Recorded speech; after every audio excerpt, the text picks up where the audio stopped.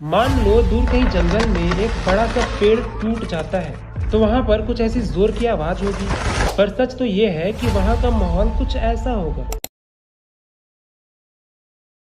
हाँ, वहाँ बिल्कुल भी किसी भी तरह की कोई भी आवाज नहीं होगी। अब मैं ऐसा क्यों बोल रहा हूँ वो सुनो।